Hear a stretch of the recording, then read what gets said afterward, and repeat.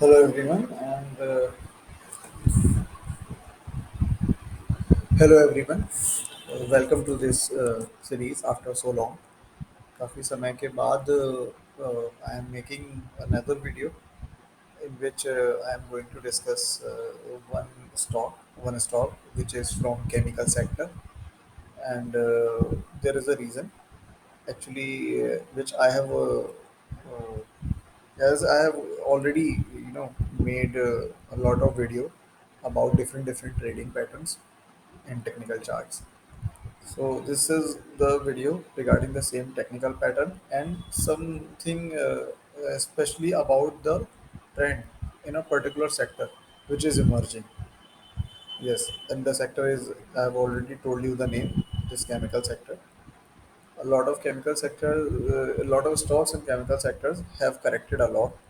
काफ़ी ज़्यादा करेक्शन हुआ है, तो उसी के अकॉर्डिंग कुछ स्टॉक्स हैं जो मैंने आइडेंटिफाई किए हैं, जिसमें मैं आप लोगों को हाँ, दिखाऊंगा कि कौन कौन से स्टॉक्स हैं जो जिसमें कुछ टेक्निकल पैटर्न्स के अकॉर्डिंग मुझे एक अच्छी वैल्यू बाइंग या एक अच्छा करेक्ट प्राइस लगता है जो अवेलेबल है, जिसमें हम उसमें बाइंग कर सकते हैं। जनरली एक डिस्क्लेमर, स्टैंडर्ड डिस्क्लेमर दूंगा कि this is video for educational purpose. I am not saying कि आप इन स्टॉक्स को मेरी एनालिसिस के बाद बाई कर लें, या मैं कह रहा हूँ कि ये बाइंग लेवल अच्छा है तो आप बाई कर लें। आप उसे केवल केवल ऑब्जर्व करें कि किस तरह से मैंने स्टडी करी और क्या मेरी स्टडी के अकॉर्डिंग, एनालिसिस के अकॉर्डिंग वो एनालिसिस सक्सेसफुल हुई या वो फेल हुई, कहाँ फेल हुई, क्या गलती हुई, सक्सेसफुल हुई तो वो क्यों हुई। आपको वैसे ही ध्यान रख के डिफरेंट स्टॉक्स में आप अप्लाई करिए अपने एंड पर, एंड फिर आप इंडिपेंडेंटली वर्क करिए या अपने किसी फाइनेंशियल एडवाइजर की हेल्प लेके वर्क करिए। मैं जिस स्टॉक पे करूँगा एनालिसिस, वो स्टॉक आपको एग्जाम्पल के तौर पे बता रहा हूँ। बेसिकली मुझे सेक्टोरल वे में आपको समझाना है कि किस सेक्टर पे मेरी एनालिसिस है, मेरा फोकस इस वक्त किस सेक्टर पे है। दूसरा टेक्निकल चार्ट्स पे, तो एक पैटर्न था, आप पुराने वीडियोस में जाकर के देख सकते हैं, डिसेंडिंग ब्रॉडनिंग पैटर्न। तो उस डिसेंडिंग ब्रॉडनिंग पैटर्न में क्या था कि जो पैटर्न था, वो प्राइस का जो रेंज था, वो प्राइस एक्चुअली फॉल करता था, और फॉल करते करते उसकी जो वॉलेटिलिटी है वो बढ़ जाती थी, काफ़ी ज़्यादा लंबे लंबे स्विंग हाई और स्विंग लो बनते थे। जैसे ये प्राइस है, अगर मैं यहाँ बात करूँ तो ये हाई है 5 जून 2023, यानी 3 महीने कुछ पुराना प्राइस है। तो जून जुलाई अगस्त, यस। एंड ये यहाँ से 1250 रुपये, सॉरी 1397, ऑलमोस्ट 1400 रुपीज़ की रेंज है। यहाँ से गिर के प्राइस 1000 रुपीज़ तक आ गया, यानी 400 रुपीज़ का प्राइस में करेक्शन हुआ। और मैं ऐसे कह सकता हूँ कि 30% से ज़्यादा का इसने करेक्शन भी दे दिया। तो अगर मैं थोड़ा सा लॉन्गर ड्यूरेशन का चार्ट दे दूँ, आप लोगों को दिखाऊं, तो आप लोग देख सकते हो इस स्टॉक में इसकी जर्नी शुरू हुई थी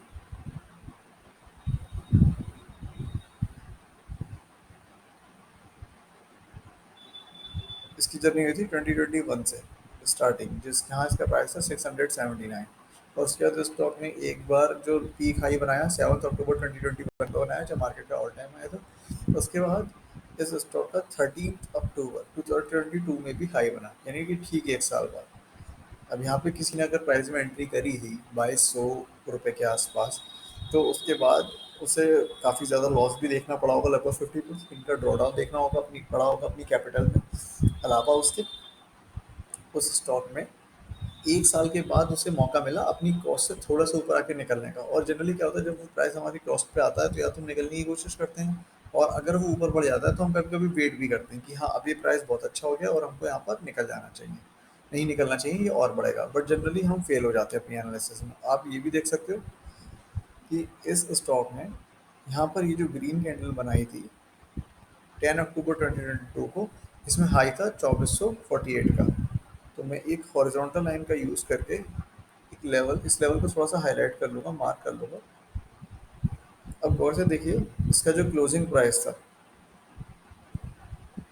यहाँ कर्सर रख के, तो उसका क्लोजिंग प्राइस मुझे दिखा रहा है 2294 रुपये। इस पे आप क्लोजिंग प्राइस देख सकते हैं, ये सी के आगे क्लोजिंग प्राइस है, ये 2294 रुपये 55 पैसे। ठीक है। और जो प्रीवियस हाई था, वहाँ पे हाईएस्ट वैल्यू थी 2299, नहीं 2290 के ऊपर प्राइस ने क्लोजिंग दी। क्या प्राइस ने क्लोजिंग दी? तो हाँ, प्राइस ने क्लोजिंग नहीं दी अच्छी तरह से, क्लोजिंग दी तो एक लंबी शेडो ऊपर तक बन गया, प्राइस लंबी शेडो के बाद नीचे आके रिजेक्ट हो गया। ठीक है, तो इसमें ब्रेकआउट सक्सेसफुली नहीं मान सकता, एटलीस्ट मुझे दो क्लोजिंग चाहिए होती है इसके ऊपर, तो यहाँ से प्राइस गिर गया, तो ये एक अच्छा रेजिस्टेंस का वर्क करा है इसने। दूसरी चीज़, यहाँ से जब प्राइस गिरना शुरू हुआ अक्टूबर 2022, जहाँ के देखें कि एक साल पुरानी बात है, और अभी मार्च में स्टॉक मार्केट काफ़ी गिर गया था, तो अगर मार्च से मैं कंपैरिजन करूँ तो ये सिर्फ मार्च के अकॉर्डिंग ये 5 महीने पुरानी बात है। तो मार्च में जब मार्केट बहुत गिर गया था, 940 रुपये पे ये स्टॉक था, तो देखिए 2200 का प्राइस, 940, यानी मैं कह सकता हूँ 60% से ज़्यादा का करेक्शन था। और अभी प्राइस उसी रेंज में साइडवेज हो गया है, हालांकि 900 रुपये से काफ़ी मूवमेंट भी आया है। 900 का प्राइस अभी 1350 हुआ, फिर नीचे गिर गया 1000, फिर यहाँ। अब मेरी स्टॉक पे इसलिए नज़र थी बिकॉज मैं इसके कॉन्फ्रेंस कॉल्स को, कंपनी की मैनेजमेंट कमेंट्री को, इसके रिजल्ट्स को ट्रैक कर रहा था।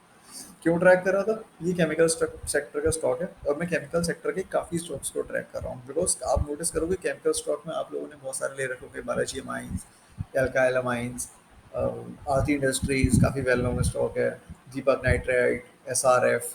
तो इस तरीके से काफ़ी सारे स्टॉक्स हैं जो काफ़ी ज़्यादा करेक्ट हो चुके हैं या गिर चुके हैं। तो वहाँ पर अब क्या है, जब कोई चीज़ गिर जाती है तब हमें उसे लेने की कोशिश करनी चाहिए। क्यों? क्योंकि वहाँ पे हो सकता है वैल्यू हो। हालाँकि लेने से पहले हम एनालिसिस करेंगे, फंडामेंटल, टेक्निकल दोनों तरह की, और फिर अपना इंडिपेंडेंट डिसीजन लेंगे अपने रिस्क को ध्यान में रखकर। ये नहीं कि बस कोई प्राइस गिर गया है, काफ़ी गिर गया, या ऊपर से गिर के आधा रह गया है, तो हम उसे ले लें। नहीं, पॉसिबिलिटी है कि उसके बाद वो और भी गिर सकता है। तो डिपेंड करता है। हालाँकि केमिकल सेक्टर में जो प्राइसेज़ गिरे हैं, उनका कुछ फंडामेंटल रीज़न भी था, उनके रॉ मटेरियल प्राइसेज़ वगैरह थे जो बहुत ज़्यादा राइज़ कर गए थे, प्लस डिमांड थोड़ी-सी कम हो गई थी, इन्फ्लेशन था, जो भी था। बट अभी यहाँ पर थोड़ी-सी वैल्यू हमें नज़र आ रही है मैनेजमेंट कमेंट्री के अकॉर्डिंग। तो इस स्टॉक में मैंने कौन-सा पैटर्न देखा? डिसेंडिंग ब्रॉडनिंग पैटर्न, जैसे मैंने आपको बताया। जब इस स्टॉक को अगर मैं वीकली चार्ट लगा लूँ, तो देखूँ यहाँ के बाद प्राइस जब यहाँ तक गिर गया, तो काफ़ी अच्छा इसमें वो आया। आप ये देखो, यहाँ एक हायर वॉल्यूम का सेल ऑफ आया था,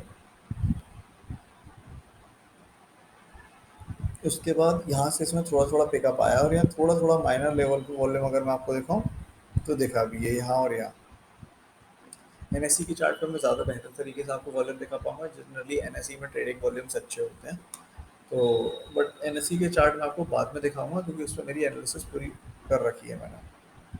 अब मैं आता हूँ डेली चार्ट पे, इसको करता हूँ थोड़ा सा जूम इन, और यहाँ पे मुझे दिख रहा है टेक्निकल पैटर्न कुछ इस तरह से। मैंने जैसे ये ड्रॉ कर लिया, ठीक है। ऑब्वियसली पहले ये ड्रॉ करा, फिर यहाँ से भी ब्रेकआउट फेल हुआ, यहाँ से भी ब्रेकआउट हुआ, सस्टेन नहीं हो पाया, कुछ कंसोलिडेशन कैंडल थी, फिर ये सडन फॉल आ गया। 7 अगस्त को, 7 अगस्त को आप देखोगे तो स्टॉक मार्केट में भी काफ़ी ज़्यादा करेक्शन चल रहा था। 7 से 14, 15 अगस्त तक करेक्शन था। तो इसको एग्जैक्टली यहाँ से मिला लेते हैं, एंड एक ये छोटा स्विंग हाई लेते हैं, इसको यहाँ से मैं चेक कर लेता हूँ। तो ये मुझे एक पैटर्न दिख रहा है, ये डिसेंडिंग बॉर्डिंग पैटर्न। ये देखो, ये छोटे स्विंग लो है, 1 2 3 4 5 6, यहाँ तक प्राइस की रेंज बढ़ गई। मैं इसे कब से ट्रैक कर रहा था? मैं इसे ट्रैक कर रहा था यहाँ से, जब से यहाँ से इसे करेक्ट होने का वेट कर रहा था, इसने करेक्ट करा, तो ये 1124, और ये आई थिंक 1100-1200 रुपये मैंने यहाँ से धीरे धीरे उसमें ट्रैकिंग क्वांटिटीज बाय करी थी। जो मैं अपना एक्सपीरियंस बता रहा हूँ, प्लीज़ दोबारा मैं रिमाइंड करा रहा हूँ, आप इस पर डिसीजन मत लीजिएगा। फिर उसके बाद भी ऊपर तक गया थोड़ा सा, मेरी कॉस्ट से तो बहुत ज़्यादा कोई ऐसा खास प्रॉफिटेबल नहीं था, मार्जिनल कॉस्ट से थोड़ा ऊपर था, 2-4%। उसके बाद सडनली एक दिन यहाँ पर इसमें 10 तारीख को डिक्लाइन आ गया, कोई दिक्कत नहीं है। हालांकि इसने ये वाला सपोर्ट, जो मैंने एक ये छोटा सपोर्ट लेकर चल रहा था, इस सपोर्ट को यहाँ पे ब्रेक कर दिया। बट मेरे पास एक रीज़न ये था कि ऑलरेडी स्टॉक जो है इसने 1 डे का पैनिक दिया। इसमें रिजल्ट्स थोड़े से पुअर हैं, अगले क्वार्टर के रिजल्ट में रिवाइव कर सकता है, तो मैं इसे 3 महीने रख सकता हूँ अपने पास। 3 महीने में हो सकता है प्राइस रिकवरी कर जाए। और मैंने ट्रैकिंग क्वांटिटी ली थी, ट्रेडिंग क्वांटिटी ली नहीं थी, एक अच्छी क्वांटिटी नहीं ली थी ज़्यादा। जब यहाँ गिर गया तो उस दिन मैंने थोड़ी सी कोशिश करी बाइंग करने की, यहाँ से लेके यहाँ तक मैं थोड़ी बहुत बाइंग करता रहा, 1062, 1050 और यहाँ इन सब में। उसके बाद मैंने देखा एक अच्छा इसमें रिवाइवल आया, यहाँ पे, यहाँ तक। यहाँ आने के बाद भी मैंने अपना प्राइस अभी प्रॉफिट बुक नहीं करा। यहाँ बुक करने के बाद अब फिर इसमें एक तगड़ा करेक्शन आया, तो इस करेक्शन में क्यों नहीं बेचा मैंने? बिकॉज मुझे अपने पैटर्न पर भरोसा था।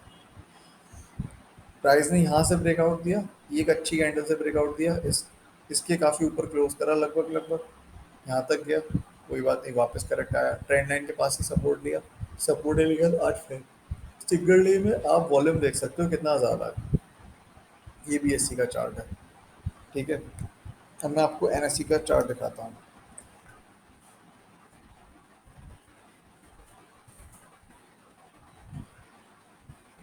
तो ऑलरेडी इसमें मैंने सारी ट्रेडिंग पैटर्न्स पोजीशंस को ड्रॉ कर रखा है। ये है वो एग्जैक्ट पोजीशन, यहाँ तक मैंने पेशेंस रखा, ये करा, अब यहाँ पर ये आज आया 1281। तो ये देखिए, जब भी प्राइस नीचे आया तो एक ही दिन बड़े वॉल्यूम के साथ नीचे आया, बाकी सारे दिन इसमें वैल्यू है। जब भी प्राइस नीचे था हैवी हैवी वॉल्यूम से बाइंग आ रही थी। तो टारगेट मेरा ऐसा कुछ खास नहीं है कि मैं तब बुक करूंगा जब प्राइस डबल हो जाएगा या बहुत होगा 50% वगैरह। मैं कभी भी बुक कर सकता हूँ, हो सकता है मैं आज बुक कर लूँ, हो सकता है मैं कल बुक कर लूँ, it is my decision completely. I am independent. मैं आप लोगों पे या किसी भी एडवाइज़र पे डिपेंडेंट नहीं हूँ। बट आप लोग इसे कॉपी करके आज या कल झट से बाय ना करें। जी सिर्फ एजुकेशन पर्पस के लिए कि ये इस तरह से डिसेंडिंग पैटर्न ब्रॉडनिंग पैटर्न का मैंने फॉलो अप किया। तो मुझे पैटर्न आइडेंटिफाई करने के बाद प्राइस ने अच्छा फॉलो अप दिया, प्राइस ने रिजल्ट दिए, तो गाइस टेक्निकल पैटर्न वर्क करते हैं। एंड ये बॉटमिंग आउट पैटर्न है बिकॉज इसमें प्राइस करेक्शन के बाद रिवर्सल देता है, तो यहाँ से रिवर्सल दिया और ये ऐसे आ गया, ठीक है। एंड दूसरी चीज़ और, इस वाले स्विंग लो, ये मेजर स्विंग लो था 14 अगस्त का, जब मार्केट ने भी काफ़ी ज़्यादा लो लगाया था इसी 14 अगस्त को। यहाँ से 1000 रुपीज़ का प्राइस 1269 हो गया, यानी लगभग लगभग 26% का रिटर्न। उसके बाद जब प्राइस यहाँ से करेक्ट हुआ इस बड़े से स्विंग हाई का, मेजर जो स्विंग था, छोटे मोटे स्विंग हाई लो बना करके ऊपर गया प्राइस, बट मेजर जो ऊपर गया वहाँ से करेक्ट हुआ, तो मैंने यहाँ पर मैक्सिमम ये देखा कितना करेक्ट हुआ। तो फिबोनाची में मैंने आप लोगों को बताया कि 61.618 डॉलर रिट्रेसमेंट होता है, और यहाँ पर ये वैल्यू आ रही है 1101 रुपये पर। प्राइस ने बनाया 1080। तो बड़े बड़े स्टॉक में 10-5 रुपये का मूवमेंट फ्लक्चुएशन में हो जाता है, ये लिक्विडिटी गैप की वजह से भी हो जाता है, तो आप उसे सीरियसली लें तब जब उसमें रेगुलर क्लोजिंग आने लगे। तो लगभग मैंने इसे होल्ड करा, यहाँ पर मैंने दोबारा एवरेजिंग नहीं करी, बस यहीं एवरेजिंग करी थी थोड़ी सी क्योंकि क्वांटिटी कम थी। अब ये अच्छे खासे रिटर्न पे ऑलमोस्ट 10% रिटर्न दे रहा है, तो दैट इज़ गुड। इस तरह से आप भी स्टॉक्स को जो है फॉलो कर सकते हैं। एक स्टॉक और है जो मैं आप लोगों को बताता हूँ।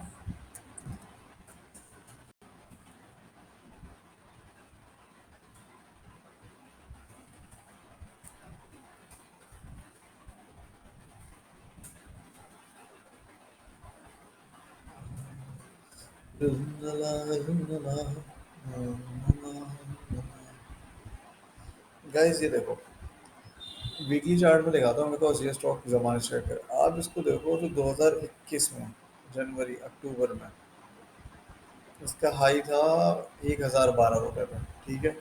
और आज 491। और फिर 14 अगस्त को तो इसका प्राइस बहुत ही लो था, इसका था 448, यानी 450 रुपये रह गया था। अब 1000 का 400 यानी 60% का करेक्शन। अगर मैं मंथली चार्ट दिखाऊँ आपको तो आप ये देखोगे कि इस स्टॉक ने कोविड में जुलाई से रिटर्न देना शुरू करा था। लो था 12 रुपये का और हाई था 60 रुपये का, 1 जुलाई 2019, एक महीने में काफ़ी अच्छा रिटर्न दिया था। 12 रुपये से 60 रुपये यानी 12 5 60, यस। तो 5 गुना तो यही पैसा हो गया। उसके बाद 1 जुलाई 2019 से 1 सितंबर 2020 से कंसोलिडेट करा, फिर और स्ट्रॉन्ग रिटर्न दे दिया। मतलब आप बात करो तो 78 रुपीज़ का प्राइस 1001। तो अभी मैं यहाँ देख रहा हूँ अगर मैं फिबोनाची का यूज़ करूँ, हालांकि तो यहाँ से लगभग लगभग इसमें तेज़ी आई है 51 रुपीज़ से, स्ट्रॉन्ग तेज़ी आई है, या यहाँ से कहीं से भी 59 से। तो मुझे पता चल रहा है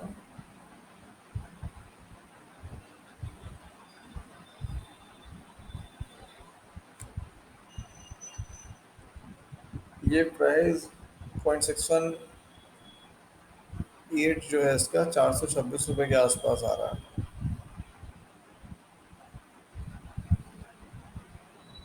यानी लगभग मैंने ये भी बताया फिबोनाची में कुछ कुछ 50% का रिट्रेसमेंट देते हैं, कुछ 61 का, कुछ थोड़ा सा पीछे तक का, बट ये एक रीजन होता है, ये वैल्यू बाइंग रीजन होता है।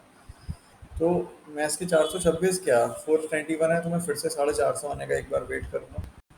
और रही बात स्टॉप लॉस की, तो स्टॉप लॉस अगर वीकली कैंडल, मैं एक्चुअली देखिए मैं ब्रेकआउट ट्रेडिंग बहुत कम करता हूँ, ब्रेकआउट ट्रेडिंग में रीटेस्ट पे करता हूँ, वरना मैं बॉटम फिशिंग करता हूँ। ये मेरा ट्रेडिंग स्टाइल है, मतलब अपना अपना कन्वीनियंस है कि मुझे वहाँ पे ज़्यादा कंफर्टेबल लगता है।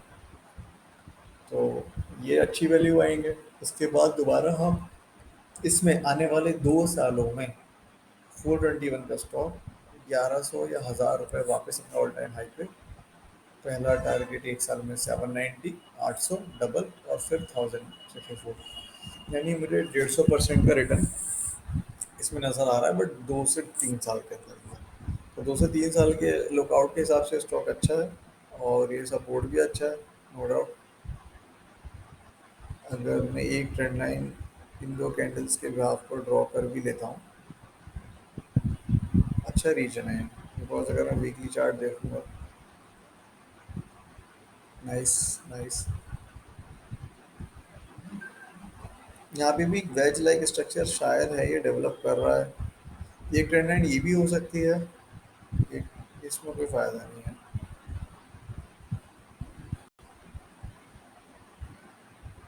एंड एक इस ट्रेंड लाइन को कंसीडर करके चलते हैं, पहले मैं इसको कंसीडर कर लेता हूँ।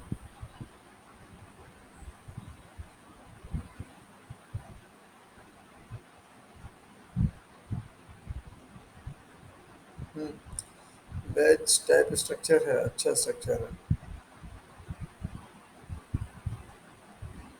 इन स्विंग लो के नीचे वैसे ये एक अच्छा रीजन है 423 का, पर यहाँ पे गैप भी है। ओ वैसी अगर वीकली चार्ट में देखें तो गैप था 225 का, 344 था, यानी ये एक अच्छे गैप का काम करेगा 347। आप लोग कोशिश करिए अगर ये 450 रुपीज़ से मिल जाए, 450 से 377, तो एक अच्छा स्टॉक है, ये सपोर्ट है, इस गैप में हो सकता है फिल करने जाए तो एक बार में यहाँ पर स्टॉप लॉस ले लीजिएगा, ठीक है। Bharat industry will be on buy. एक स्टॉक और है, वो भी केमिकल है, but I won't discuss it because अभी इसमें थोड़ा सा प्राइस करेक्शन हुआ नहीं है। एंड अगर आप वो देखना चाहते हो, उस स्टॉक का नाम जानना चाहते हो, then do comment in the video, I will try to help. Okay, then please study. And हाँ, कोई भी बाय सेल रिकमेंडेशन नहीं है, आप अपनी स्टडी करिएगा। एंड और भी कुछ जो स्टॉक्स हों, आप उन पे सिमिलर वे में केमिकल सेक्टर के स्टॉक्स में एनालिसिस करिए, एंड कमेंट में उनके नाम पोस्ट करिए। अगर मुझे कुछ ऐसा पॉसिबिलिटी दिखेगी अच्छे ट्रेडिंग पैटर्न की, तो मैं आपको ज़रूर हेल्प करूँगा।